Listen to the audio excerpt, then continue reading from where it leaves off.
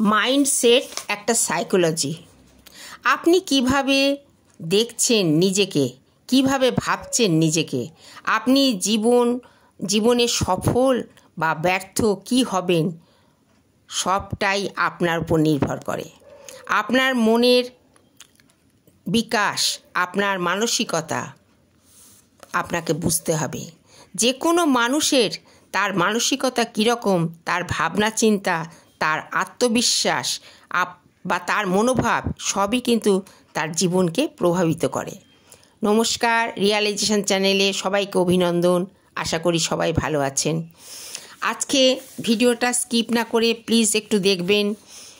আমাদের মাইন্ডসেট আমরা কিভাবে করে নিজেকে কতটা এগিয়ে নিয়ে যেতে পারি সেই ধারণা নিশ্চয়ই এই ভিডিওটা থেকে কিছুটা অন্তত আপনারা পাবেন। তা চলুন আসা যাক আমার ভিডিওটা, আমি মূল পর্বে যাই। আপনার মানসিকতা আপনাকে বুঝতে হবে। যে কোনো মানুষ তার মানসিকতা কীরকম, তার ভাবনা চিন্তা কীরকম, তার আত্মবিশ্বাস, তার মনোভাব এসব কিন্তু তার জীবনকে প্রভাবিত করে। প্রত্যেকটি মানুষের তাদের কর্ম, আচরণ, ব্যবহার, জীবনের প্রতিটি ক্ষেত্রে তার রেজাল্ট কী পাচ্ছে সেটার উপর তার মানসিকতা নির্ভর করে ও তার জীবনকেও প্রভাবিত করে। এই মাইন্ডসেটের অনেক বিজ্ঞানীদের বই আছে, যা দিয়ে আপনারা বইটি পড়ে নিজেদের মাইন্ডসেট কিভাবে করবেন তা কিন্তু পড়ে বুঝতে পারবেন। বিভিন্ন গবেষকেরা এই মাইন্ডসেট কিভাবে করে নিজের জীবনকে রিসেট করে নিতে পেরেছেন বা এই বইটার মধ্যে দিয়ে জীবনকে কিভাবে রিসেট করা যায় তা সুন্দরভাবে কিন্তু বুঝিয়ে দেওয়া হয়েছে। মনের গ্রোথ বা মাইন্ডসেট কিভাবে করা যেতে পারে, এই মাইন্ডসেট কিন্তু বলে দেয় যে আপনার নিজেকে কিভাবে আপনি আপনাকে দেখছেন। তা এটা কিন্তু নির্ভর করে মাইন্ড গ্রোথের ওপর। মাইন্ডসেটের দুটো ধাপ আছে, একটা হচ্ছে মাইন্ড গ্রোথ আর একটা হচ্ছে ফিক্সড মাইন্ড। মাইন্ডসেটকে যখন দুভাবে দেখা হয়, ফিক্সড মাইন্ড যেটা, সেই ফিক্সড মাইন্ডের কিন্তু কোনো গ্রোথ হয় না। গ্রোথ মাইন্ড একটা মানুষ তার মনটাকে কিভাবে তৈরি করবে, সেই গ্রোথ মাইন্ডটা কিন্তু সেটা দিয়েই প্রকাশ পায়।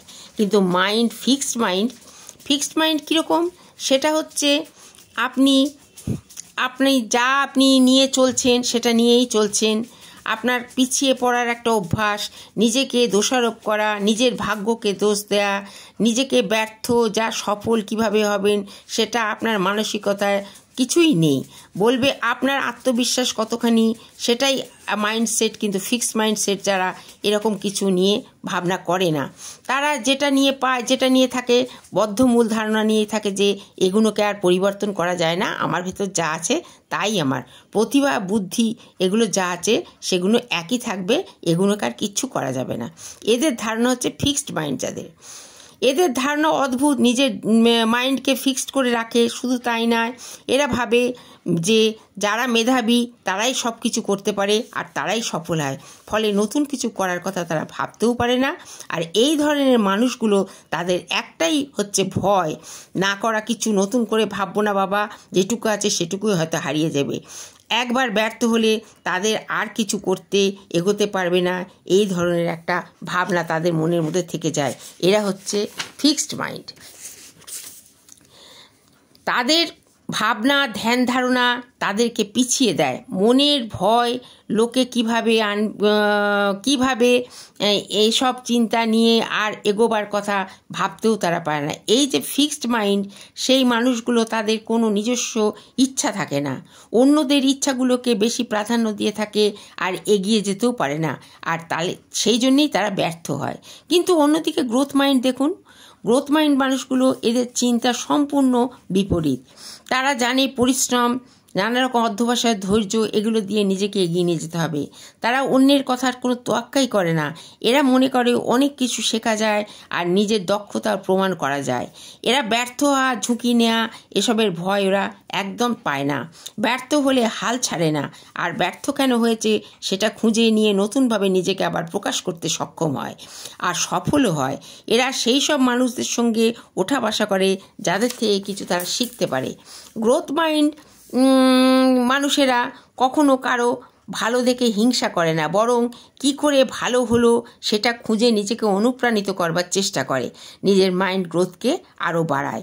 তাই মাইন্ডসেটের প্রধান কারণ কিন্তু একটাই হচ্ছে থট প্রসেস।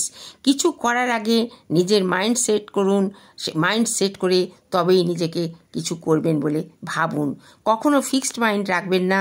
ফিক্সড মাইন্ড রাখলে তাহলে কিন্তু আপনি জীবনে ব্যর্থই হবেন।